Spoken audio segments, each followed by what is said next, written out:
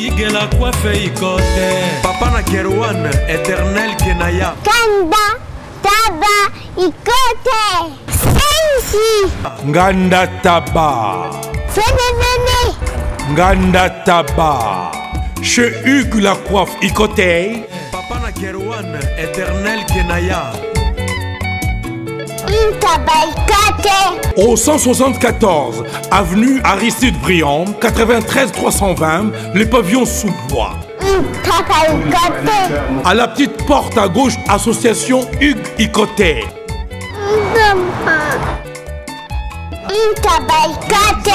01 41 55 0000. Ntaba Ikoté. Descartes Construction et yeah! Fini l'inquiétude pour la réalisation de vos constructions de rêves en RDC au prix imbattable. Grâce à votre entreprise installée en RDC uniquement pour vous, spécialisée en construction, réfection, bâtiments, immeubles, vente de terrains, travaux publics avec les ingénieurs architectes qualifiés au prix incroyable. Descartes Construction est aussi spécialisée en luminosité des bâtiments et éclairage public. Installation des systèmes d'alerte, intrusion pour des maisons et véhicules et tout d'autres services. Nous acceptons aussi les paiements par tranche au prix incroyable. Pas d'hésitation avec Descartes Construction. Vous ne serez jamais déçus. Pour tout contact, notre email est descartesconstruction@gmail.com.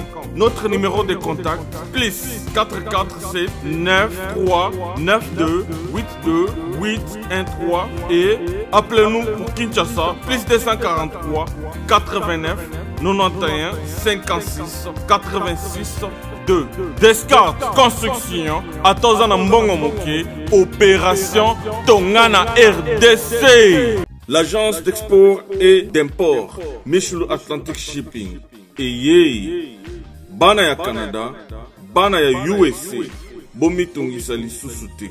Pour tous vos achats et ventes de voitures, pièces de rechange et les accessoires possibles.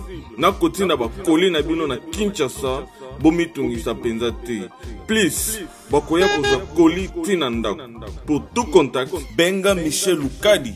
Plus 1 508 371 60 43 USA na Canada. Pour la Kinshasa, benga na plus 243 89 551 30 38. Michelo Atlantic Shipping. Yaboye, Bazuapi.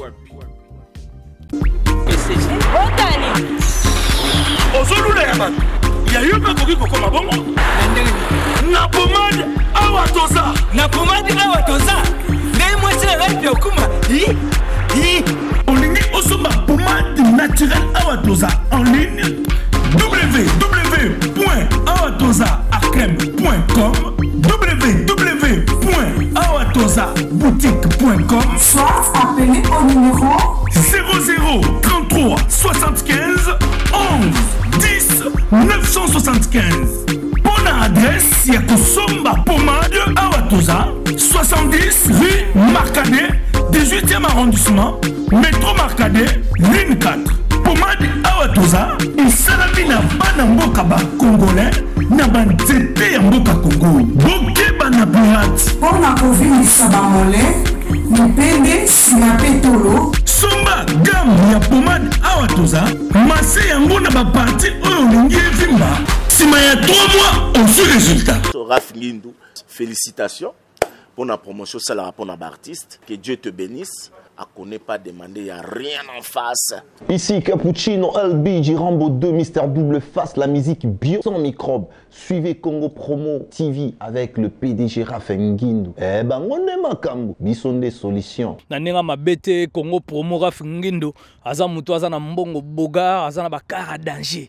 Donc, en tout cas, félicitations, merci Sito et Oumela. Raph Ngindou, le présentateur de la force créative Congo Promo. Boroto, ça la force militaire de Congo Promo. Et faites comme moi, allez voir Congo Promo, tv5.com. Donc, au nom de Jésus-Christ, nous bénissons le Congo Promo. Avec Raph Ngindou, Congo Promo ne tombera jamais. Piccolo Congo Promo. Ouais, Balobi Raf Ngindu. Congo Promo toujours, grande puissance. Come on. Congo Promo qui torcos net na film. Congo Promo babundana nango. Raf Ngindu. Congo Promo. Pour fidèles internautes, vous qui nous suivez de partout à travers le monde sur www.congopromo TV de Bosse Rafengindo Bosse depuis Dallas. Nous sommes en Afrique du Sud, précisément dans la ville de Johannesburg, à votre émission, la découverte de Aïdor Wokola.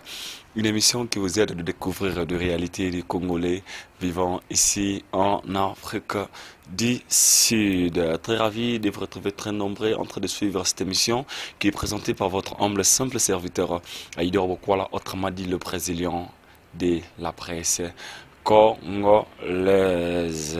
Aujourd'hui, nous allons vraiment parler d'un sujet qui est très important. Vous allez se poser la question, pourquoi c'est qui ton invité d'aujourd'hui? Notre émission d'aujourd'hui, comme d'habitude, des émissions où ils sont online, où nous recevons nos invités en direct. Il y a téléphone, il y a appel. Je vais recevoir pour vous un combattant. Parce que vous avez vraiment beaucoup parlé. Aïdor beaucoup dans l'émission, au Salaka, de remarquer, yo, Zamingi, Kamakamou, la musique, Maramo, c'est là. Mais aujourd'hui, je me suis dit que la politique nous concerne aussi. Comme on vit en Afrique d'ici, c'est pas moi aussi des pays où la politique est beaucoup plus intéressée. Autrement, on a combattant, c'est pour ça aujourd'hui, je me suis choisi de recevoir pour vous un combattant. Au nom de Jigar, d'abord son nom. Il va se présenter lui-même. Il va nous parler à propos de la RDC. Il va donner son point de vue par rapport à Marmozo de Kanamboka. Il va aussi nous parler à propos de la tradition musique congolaise, musique qui faisons tout par rapport à la machine à voter, par rapport à la candidat, par rapport à la politique actuellement. Déjà cette émission, j'ai dit à passer le local en bon au silenciement dans la TV monétaire internet pas trop mon vieux, puisque toi n'existe pas à PDG et la import et export à Déchem Petit Jésus Chamamba. Déjà, nous passons à faire l'appel à notre invité qui est déjà online aussi. Il va nous parler de la politique. Je vous avais dit vraiment, mon invité, c'est un combattant. Ou à ça déjà dans la ligne, il est qui? Il va se présenter lui-même. Il va vraiment nous parler. Comme je vous avais dit que invité n'a déjà à ça en ligne. Il va se présenter lui-même, un combattant au Akoloba Masolo et Belé concernant Mokalelo. Il est déjà là, à qui je dis bonsoir. Bonsoir Aïda. Laurent Makassi, vous nous mouké. Ouais. Bonne santé. Santé dans normal. Aïda, je dis la santé dans normal. Merci beaucoup, Général Baota Labisso, partout à travers le monde. On peut Balinga aussi présenter. Kombo na Yonani, puis au Vandi Wapi. Bon, moi, Kombo na Général Malila, moi, la Général Malila, ma kende, na Vandi Pré, na Cape Town, na Afrique du Sud. Vous êtes à Cape Town, en Afrique du Sud. Pardon? Vous êtes à Cape Town, en Afrique du Sud. Yeah. Ok, merci beaucoup, Général Malila. On peut savoir. Aux alliés combattants, aux soldats, aux combattants général Mali, la one solide déjà makasi. Aux anan, aux combattants, aux soldats ou bien aux anan. Naza soldat. Naza simplement la général, mais naza combattant reconnu partout dans le monde. Wawa, na apena mubunde mboka, muto azo bunda pona mboka za. Donc, imposteur, police Kanambe. Merci beaucoup, Général Malila. Général Malila, on a une demande de tout sur le point où vous êtes très essentiel, vous êtes très capital, vous êtes très important. Vous dérangez à Mingi Congolais. Moi, personnellement, et tous les Congolais vivant partout à travers le monde, ils ont tout le sujet à interdiction de la musique congolaise en Afrique du Sud. Bien, les musiciens combattants, vous péquez sa musique et en Afrique du Sud, vu de raison, vous les musiciens, ils soutenir le pouvoir en place, les musiciens, ils distraire, tandis que les musiciens vont distraire le pouvoir en place. Le président a été déjà au dauphin ou a remplacé peut-être na maponomie zoya. C'est que il a dit que les musiciens ont droit aux la musique pour le président en place le sous-souté. Les grands journalistes Aïda, musique, en tout cas vraiment, décision à musique, il faut ezonga, et dans ma passe, il faut musique, et ezonga ranante, pena et botamité, pena et qualité. Donc, aussi longtemps que la police kanambe, à Saka kana pouvoir, à bimise biso dolphin, oyo biso to lingite, musique et ezonga jamais. Donc, on est allé général Marie Amtaloba, musique et ezonga partout dans le monde. Jamais Gosalema. Bagotikala kotambola te, bagotikala pe ko betaka musique na bapoto te, na bafilm d'ici jamais et kosonga jamais. Mais na katote pour général, mais d'autre part nenge nazo mbabande ba musicien bazo déclarer mingi. D'autre part apparemment comment na bino comment basé par rapport à la musique. Comme si beaucoup la moussa ranking privé à bino la ke ranking mo connaît privé aux a jaloux peut-être il y a Saïsaï, aux jaloux peut-être il y a hérité Kandawana dans ba combattant bo lati masque moko boya sika ne sika bo sala mosala o sengeli bo sala bo ya pona mboka wa bino bo komi siko on dirait bo komi ko rendre bo komi comment dirais-je compte sera à rendre avec des artistes ou bien ils aura vraiment bit dans aura pona combat au tozo luka pona to sauver RDC. Mutaza monter à mabe na bango azate to apena ba compte rendre na bango te po baza ba musicien na biso to yebana za na Congo toza ba ndégoté to na lié moko te. Alors bango tellement makambo biso tozo prédisa ke ba betelaka Hippolyte Kanambe te bango bazo support Hippolyte Kanambe yango tozo ba mesure olani tozo ba décision que musique ekobetaka te jusqu'à Hippolyte Kanambe a quitter pouvoir. Soki Hippolyte Kanambe a quitté pouvoir lelo ezala ba misusu o ba robeta tel que Kofi Olomide a osaki pour défendre le peuple congolais la kati ya chaîne nationale olandi tel que Kofi a kobeta mais ba mission wana misusu ba robeta jamais carrière musicale na bango aussi là.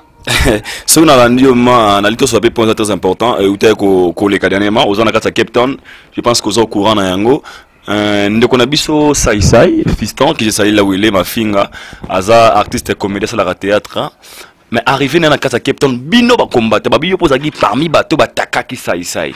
Alors que na ba dire ya Saïsaï, moi j'avais parlé avec Saïsaï à lobby à Idor beaucoup là naza nga musicien na beta concert te na pas voyage na ngai privé côté la famille na ngai mais bon caler Saïsaï bon menacer Saïsaï bon ça c'est fait bon ça là d'autres planètes c'est pour droit Saïsaï code MM13 et puis code MM14 ngai kaka papa ngai papa bozo beti batama baku bana yesu papa nini ngoza kuyima boy kasela mombaka ngawe yoko mumimene yoko yo zibe service awa na zibe service tout le monde dans la service et comme ngai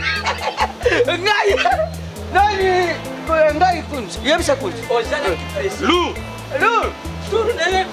puisque zibe service na janvier toza na kati ya Angola Brazzaville balai omoni kuzanga kuibe jali we mubimbe o na Brazzaville toza pelisusu wana zibe service bato ebele bazokufa pona ba agence agence ya si ne lop mobimba bato bofani na France bozo kokende na Rennes bouti Lausanne boke na Rennes botie biloko na bino bozalaka na Paris Rennes biloko wana nyonso toza kuya non papa aza mundele te congolais lokola ngai na ye zibe service papa baleka kape sérieux boy merci kosanga mwandam merci zibe service agence pas comme les autres Hugues la coiffe Ikote Papa na Kerwan éternel Kenaya Espace de cérémonie chez Hugues la coiffe Ikote.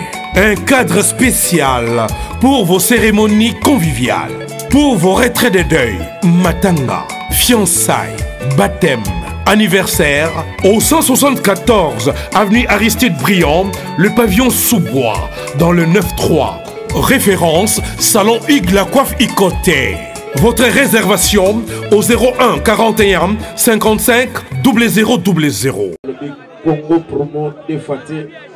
Bolandaka Congo promo pour ezolo ma vérité. Avec Congo promo, it's not the same. C'est pas pareil. Rafigueto. Check.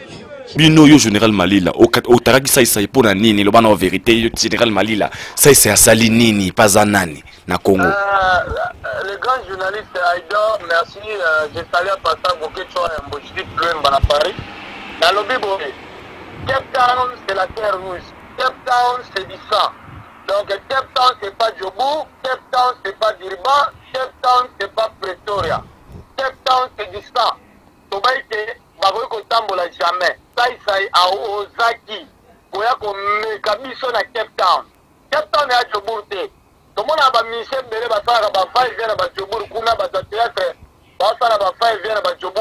on a Cape Town, ton petit ça, et à la musicien, et à la pasteur, et à l'évangéliste, et à la moutathéâtre, avec on y a ma colonne, on a Cape Town, il y a un moment où on a dit, Osanini, Osanini, Osanini, Osanini. Sai. Général, est-ce que Mazolo Bozoé Bango? Papa, Makamoto le Ganamoka, Nala Tata na pardon mon côté. Ça c'est Azo la Kabila, Mututu a bien. Pourquoi ça a Megakoya pour oser Awa? Ou même ça moi ça bat na poto. Moi, c'est le bala, rendez-vous, awa. Tu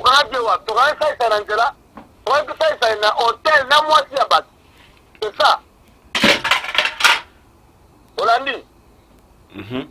Donc, Tolobi Boé, Biso va combattre Cape Town, Tolo la ramasse guidée. Awa, c'est la tapis rouge.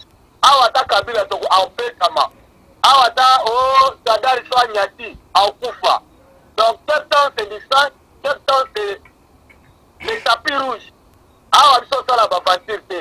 Donc, ça, Abika qui n'a liwa. Abika n'a liwa. Papa, quand tu as la maman, ça, a été. Mais non, Nengo Olobi ne bandrobi que ceux qui ata mbuke yokomi bien, bah misanya sauté au barozonga ba betara musique. Na autre une question vraiment au répondre un peu intelligemment et puis sagement. Tant on lobby que ba musicien nyo sotende ba ozana droit ya robanda ko beta musique soki musique ezongi. Au ciblé Koffi Olomide bino kara ba combattant Koffi Olomide azaki parmi moto bino banda ko finga banda ko ina banda ko tonga et là on est salé ka kilo ba Koffi Olomide comme ça sélectionné partout ba parmi bato ba rozonga na ko beta musique to ba rozonga beta musique wana ezaka a on a 4 Afrique ici bien partout à travers le monde. Papa na lobby bien que na kata ba combattant biso tout ba combattant partout dans le monde mokonza ba combattant azate président ba combattant pena abotamité décision wana ngai général Malila te muna ozwa décision wana o to lobby que Koffi Olomide a ozaki quand même okende na RTNC ko dénoncer mabe ya police kanambe ko dénoncer mabe ya machine à voter ko dénoncer à risquer sinaye Olandi bata ba militaire ba debele wana ba na monata militaire moko te aleki na RTNC wana a dénoncé mabe ya gouvernement mais Koffi Olomide quand même hein il a fait un pas Olandi abandi le côté zamboka na c'est un Congolais de 100% de père et de mère le tout boye bi maman na mamami aleki na chaîne nationale a lobby yango après avoir koloba yango oga ite balanda ki e pour boma yango to lobby ke faut mieux Koffi Olomide akoki kobeta Olandi c'est ba ministère wana mususu donc bakobeta te po nga pete mutu nakoyisa bango ke babeta ezala Koffi yango il faut baka bakombata bango moko partout dans le monde baloba ke non mais c'est Koffi Olomide tomoni mpena ke oza na mopanzi na biso okoki koya kobeta baconcert bamari mpo baza na bapoto babetala bango baconcert makambo ya miziki nanu ebotami te nanu mpe tolongoli yango te ezali donc nakoloba nini naloba eza donc miziki ezonga sikoyo te Musique qui raison à six côtés, les propos des général Malila, mais surtout on peut surtout on a toujours même fois ces internautes, on a la politique, na côté vraiment politique militaire, mais la politique nous concerne aussi parce que tous les Congolais on n'a pas le choix, faut le belango. Binora ba combattant wana, bozo betara masura to linga musicien te bolingi boy, mais besoin d'abord unité. Unité par rapport à quoi? C'est jusque là ba combattant bolingani na noté binomo personnellement. On vient de voir ce qui vient de se passer maintenant là. Affaire il y a Natuna Base. Les combattants, les opposants, les combattants bino, bo décider qui, ba opposant, ba to ya ba parti opposition, bo sangana bino nyonso bo bimisa candidat commun. Auto ebibition comme histoire, aux autres dominer le lo awana kata ko na monde à travers le monde. Les aki bongo ba Moïse Katumbi, Jean-Pierre Bemba, Martin Fayoulou, Fachi, c'était Vital Kamere, moins nombreux. Mais tout le monde a bino wana, apparemment attendre 6 ans entre bino moko. Ou à tes candidatures, à retirer candidature, à tes candidatures, na micho na pona ngana miwande bozana bino ya kukabwana. Pour tout le monde bata IDPS, bazo finga bata mai, ba Fayoulou, ba finga bata IDPS. Apparemment, au moins que bino ba combattant bozana bien structuré avant beaucoup ma cause engagement sous au bolingue salama. D'autre part.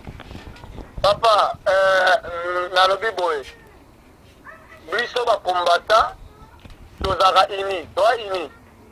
Mais bata opposition, nde bazo bomba Congo. Olandi ba opposant, nde ba bomba Congo.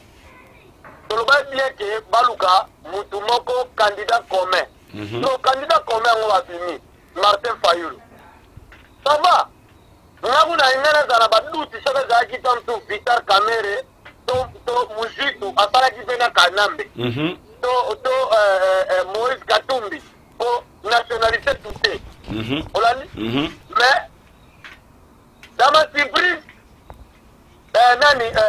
Martin Fayoulou abimi mais il est de père et de mère de Congolais de 100% pour batubangi mango et ça c'est que batu ba opposant Michel Mepesi bango mabe pour Martin Fayoulou abimi aleba lobake baba ndako kolongola ba signature le bango bakenda ya candidat commun masoto beta ngwana masolo na beta candidat commun batu ba opposant bakenda ki kuna na Genève bakenda ki au moins plus de 7 mais ko to na posa biso ba congolais to bimisa candidat commun hein.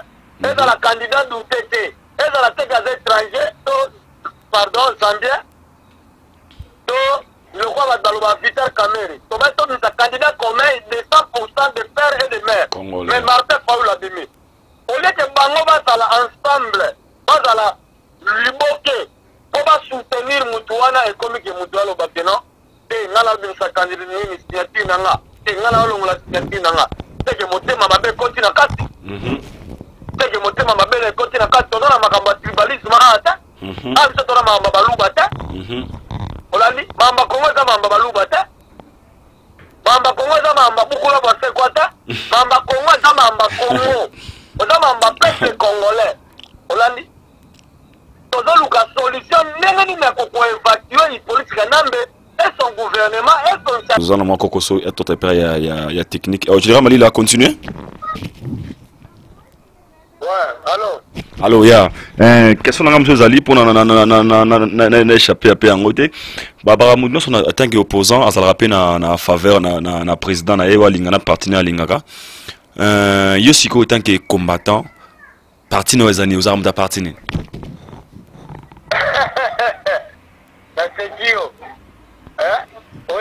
Allô. Azogao. En tout cas, la Sekiro ya makasi pe nazo sekoka tilelo.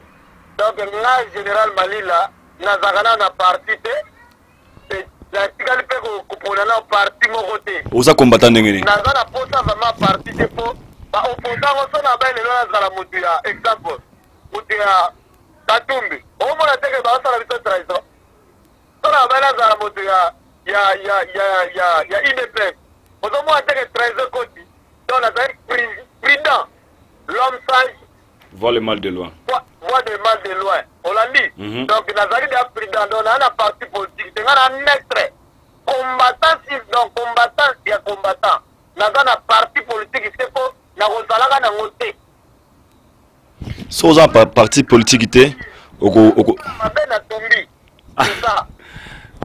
maintenant ce qu'on a parti politique était yo sikoyo bit ya combat nous a vraiment ni on peut savoir bit ya combat yo personnellement dans tant que combattant bit ya combat na ngezali bit na ngezali ke to évacuer ba to faire un message na peuple congolais to la musa peuple congolais apona muto ya lingi pe to évacuer politique nambe na gouvernement nae naba tunaye o ya fabriquer les biso to longola bango na kati ya mboka na biso to sikola mboka na biso bicha komala nga ngwana bicha komala neza teke na ba veste na ba cravate na ba sapato noir na ba poster na komi député bichi na neza na kolongola nde kanambe na la musa peuple congolais ala muka c'est ça.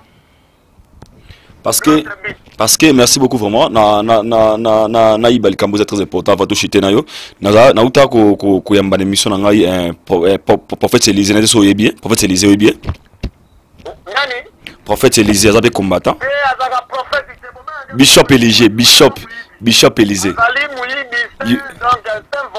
Zela kasite Zela na no yo kanga loba kasite yo kanga na no général Malila Bishop Élisée na ko yamba émission na tune question na Bishop Élisée différence entre les combattants pour tout le monde aussi na combattant alobi akabona bino ba combattant parce que bit na bino bozaki nango yango te ba mo osala akabona bino parce que bino bo perdra vision bo mo focus ba musicien ko na ba théâtre ba nini alors que votre but au début c'était bota la makambo ndenge évolution bozo kende bo bundela pona mboka mais le bino ba combattant lelo surtout au Afrique du Sud awa beaucoup ma bino la ba musique donc abi bo perdra bit bona yango ye pona ye a décider kozala opposant non kozala combattant na malobane oye ma lobaka na ngana mbongo ya kimbuta akutana kimbuta aliambongo oyebi osana ba preuve osana ba preuve na robenge bu bishop te mutamakolo osana ba preuve mutamakolo lelo aliambongo ya gouvernement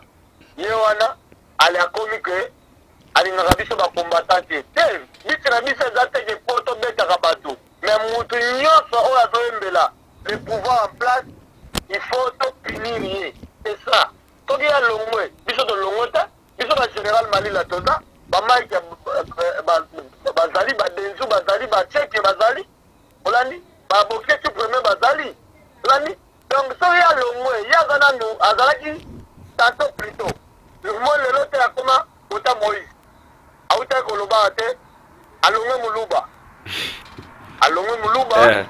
donc auta koloba ngota alongwe muluba donc itala donc si Moïse ya kana na resika mbomisa omoni muyibi pafuta ndaku wale sabana potamsa somba tamwa kamvati kula ya dirba atambwa nango pauvre muyibi biti ya kombana eza kosenga ka batu bambongo toyebi awa kuta kota makote bo tokobeta donc awa kota makolote eske mutu oyo azobundela komba eske mutu kwa Bishop Élisée tango yaka pasale tike ya mbata bakanga ye na kasho komona niveau séparé asale tike ya mbata ya avion azokoka na futa avion te bakanga ye na kasho alala na kasho 2 jours tuna ye soki na kosilo ba général Malila alobi bongo bakanga ye na kasho me omoni tozala bakombata msu ya nzala bana bakombata msu mpe oyo basala bango ke baza bien véhicule basala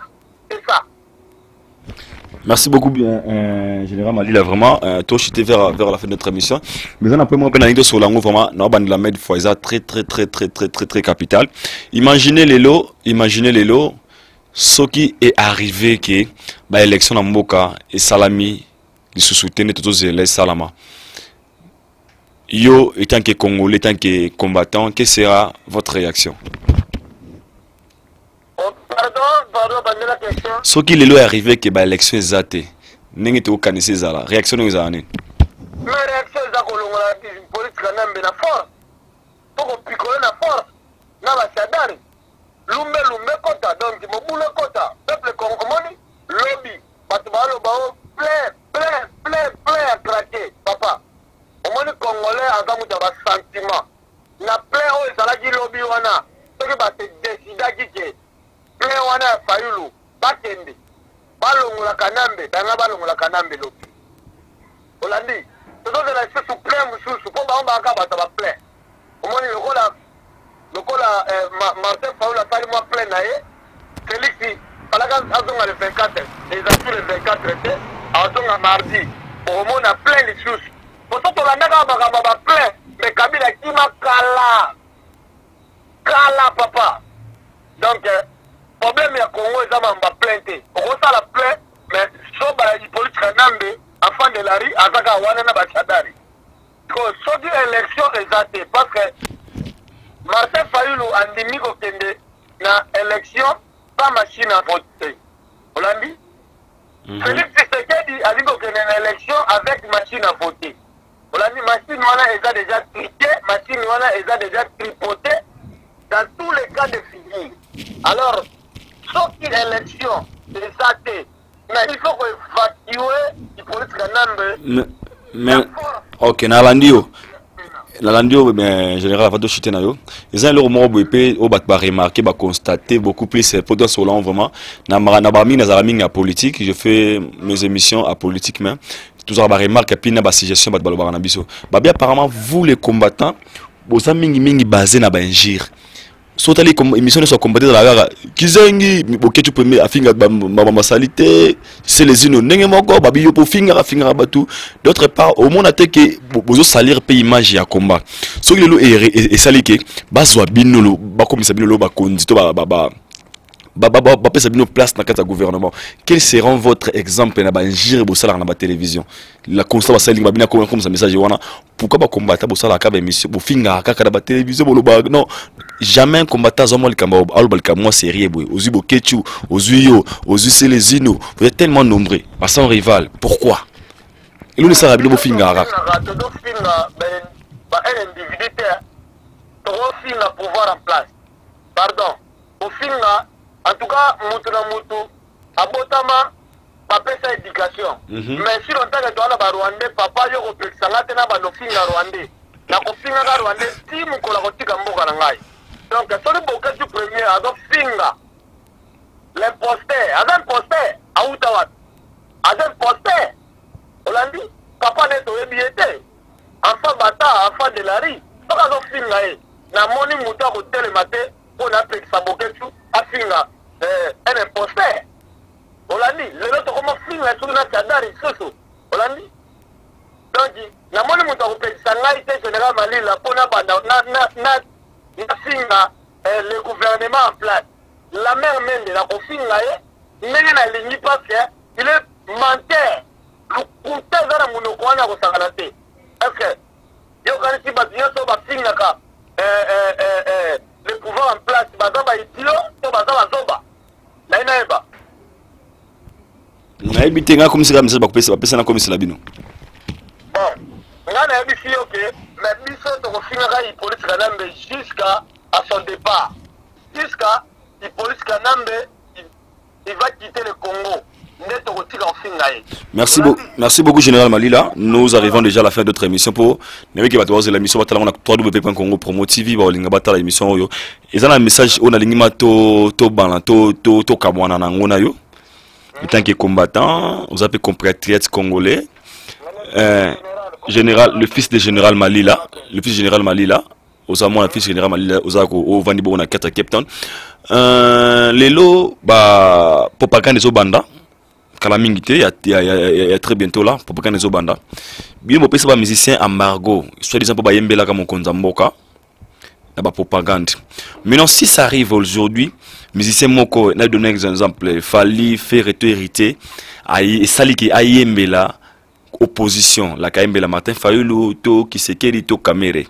Si pour Nabino, cet accès musicien wana à Margot na est longwe ou bien nengeni to so peut arriver des avant de l'élection boy ba bengi musicien mo ayembela peut-être Chadari to ayembela batu ya pouvoir en place. Quelle sera votre réaction maintenant étant que congolais, étant que combattant, étant que opposant? En tout cas, soki ba ayembeli Martin Fayulu oh biso to poni le candidat commun ils allons bien. Félix Kilombo et Salama après musique Zongi après musique Zongi embargo wana ekosilaka te papa embargo eza te musique ekobeta te oh mais nga tuni boye moto ayembeli opposé ayembeli peut-être que Martin Fayulu exemple fallait embeli Martin Fayulu c'est que musique il faut zonga azonga obeta na Afrique du Sud nalobi Aïdon ouais marché ba monter na bike musique ekozonga ka musique ekozonga kaka jour le nouveau président akobima olandi même musique ekozonga basala ba propagande na bango basala babembela basala ba propagande na bango mais bato bazana kana biso to reconnaître bango ata un jour mais c'est pas le moment olandi c'est pas le moment o biso to ko enlever suspension wana bazana suspension indéterminée musique ekobetaka jamais général Malila lobby partout dans le monde bazoyokanga musique ekobetaka te soki Koffi Olomide a rejoindre biso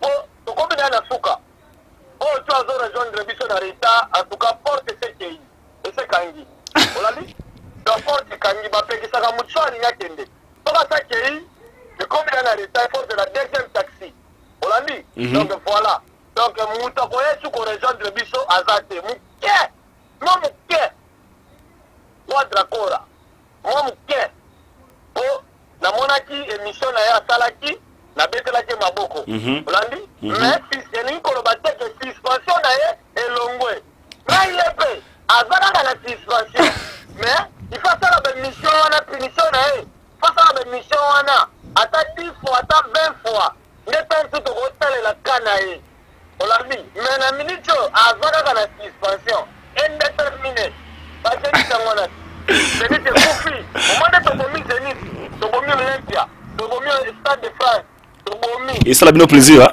et ça bien plaisir hein kitoko makasi papa mboka ezana bien te tango bandeko bazolela babike musala basalaka yango wana balisaka bana na bango bino siko boya babeta ba concert badote ba bolingi pe chômage ekota na Congo et bongo siko biso tolesaka bana nini mais bon musala bango za musique bon musala bango za musique misala bango za musique musique wana toboyi yango soki culture wana ekufa nanu mpoka membe alongwa après tokobongisa mais eza na bamusicien mosusu tokotia bango tu na stade de marti kuna bakobetama ya kosakana te neti bawera baredi bafélix wasekwa bakaramapa donc banyoka longo bakobetama ya kosakana te de fois te mpona nini mpona nini omoni bana oyo baoya sika bango nde bakoremplace bango musike na bango banobetaka te basali nini bawera basali nini wera eseri ozomona teke wera ata alinga postile ye aza congolais Yandimos Pate, Yandimos, Weranson, Adolphe. C'est là. Ozomona ngoteke kanamba ndira sakana biso.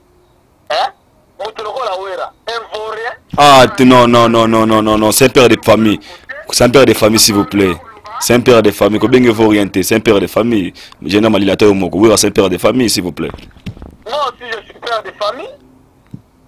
Mais Robin Amoutou vaut rien vraiment toi, mon général Malil. Père de famille. Ah, général Malil. Koffi Olomide a père de famille. Papa Lutumba a père de famille. Adolphe pas postulé. Omoni, quand on doit la malamu na mukiri, batu bakoloba bien pour nayo. Si on doit la mabe, batu bakozala toujours timanayo, batu bakozala toujours ko critiquer yo. Tozo critiquer bango te po, toza binemi na bango.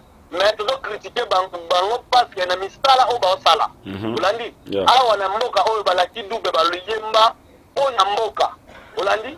Efon chakachaka bayemba po na mboka, ba brain na face bayemba po na mboka. OK, général Malila. Nalingi tous les bana sauter pour nous en Captain Calamity nous en Calamity aux émissions à flash au faut batuba batalango déjà pour nous en pe Calamity national bino déjà que nous en Captain Calamity tous en général au boss au sur le téléphone yawa bon monesco fara na plateau il dort beaucoup les présidents merci beaucoup plus d'avoir répondu na appel na biso na bi que monio mikoloso ya na Captain pour notre émission ko vanda ingeta ngapela pesi bino ba merci à trop ingeta Merci Général Malila. Comprenez vraiment, c'était là Général Malila, André qui est de Cape Town. On a invité dans Ngabongo et à Congo Promo. Nous on a Cape Town Kalamingité. Beaucoup de monde a yémo comme personne. Payé na idée beaucoup là. Ako bêta comme solo fara pour y a so émission mona. Ya mona bateau. Tous à la kuna pour na toujours à la pour na mboka. Déjà si vous avez aimé cette émission, faut dire merci à passer le local en Bongo les boss silencieux. Nabisi aujourd'hui j'avais décidé de recevoir pour vous André de téléphones combattants. Parmi les grands combattants au bazar à Cape Town, les combattants, les grands combattants, on est des musiciens, on est des baboui. Mais ngai le quoi na paix, on prend des gens là qui te font ya Mbappé, naïe pourquoi beta qui ça. Pourquoi Balingra musique quitter? Pourquoi? Je pense que vous avez suivi ses réponses. Il a donné ses points de vue, comme on dit toujours, que des propos tenus n'engagent que son notaire. On est arrivé à la fin de notre émission. Un grand réel plaisir pour moi de vous recevoir très nombreux en train de suivre cette émission qui fera plaisir à Idé Chambo, Petit Jésus, Chamamba, Boss, à passer nos locaux en Bongo, les boss silencieusement dans la TGV monétaire internet patron, puisqu'il n'existe pas. À PDG recruter la import et export à celui que j'appelle Dieu Fondao, Masanga Dieu Fondao depuis Deben Dieu Fondao, my brother. Yeah, you have a place in my heart, bro. Je vous aime bien. Laisse-moi vous retrouver tous à la prochaine numéro. D'ici là, portez-vous bien. Allez.